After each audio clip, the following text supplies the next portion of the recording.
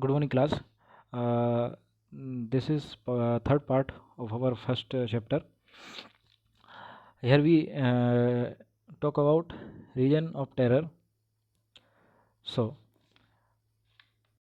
actually, during the period of 1793 and 1793, the region called region of terror.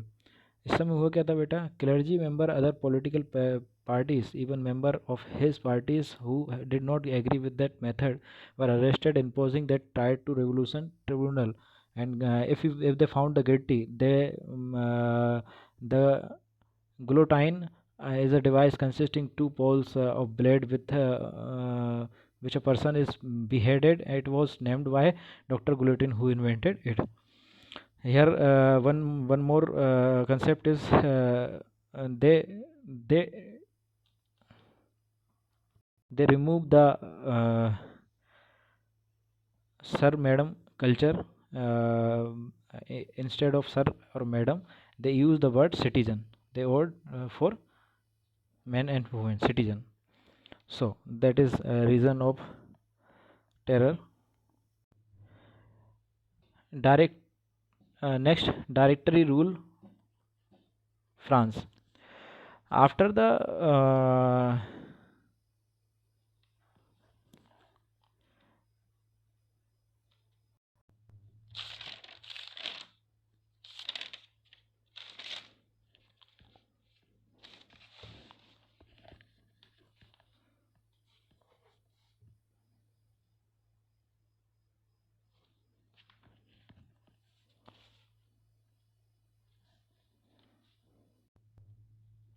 king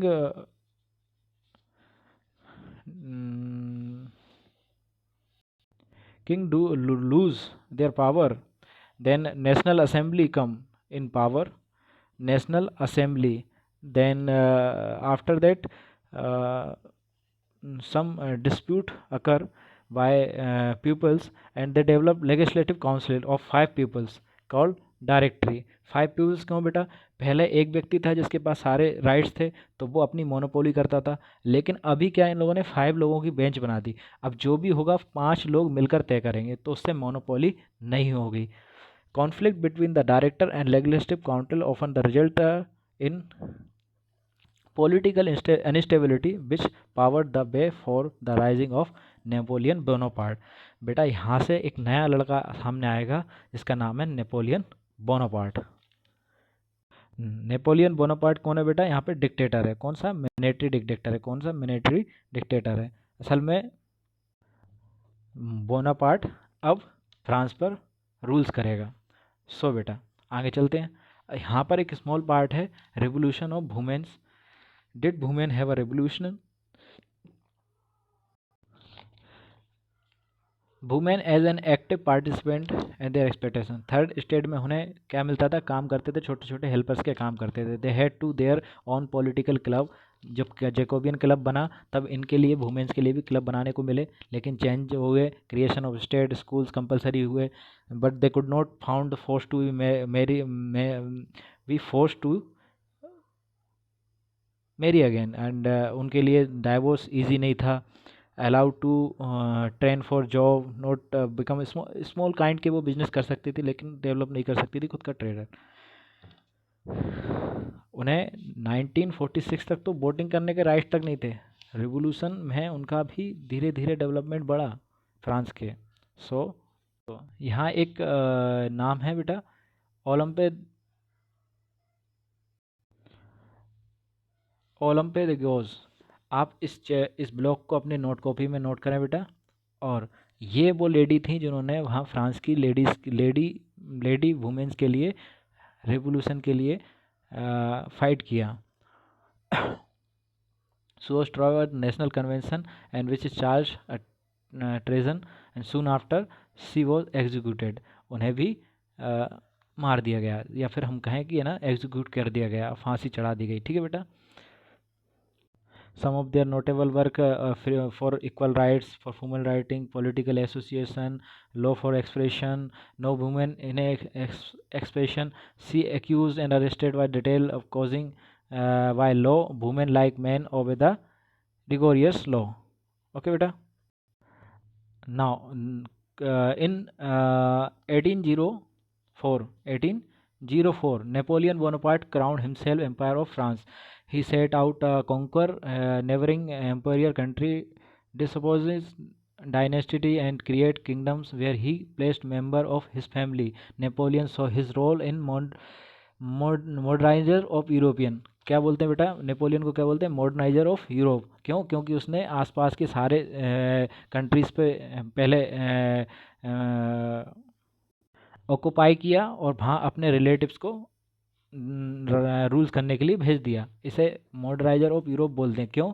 क्योंकि इसने बेटा कुछ अच्छे काम भी किए थे, जैसे कि ही introduce such low protection of private property, uniform system for weight measurement, providing the decimal system। मतलब उस समय डेसिमल सिस्टम तक का एक्यूरेसी के लिए डेवलप किया। सोचो कितना बड़ा बात हो उस समय, ठीक है ना। Many so the Napoleons liberated who would brings freedom for pupils, but soon the Napoleon arise comes to be viewed everywhere as soon as invading force.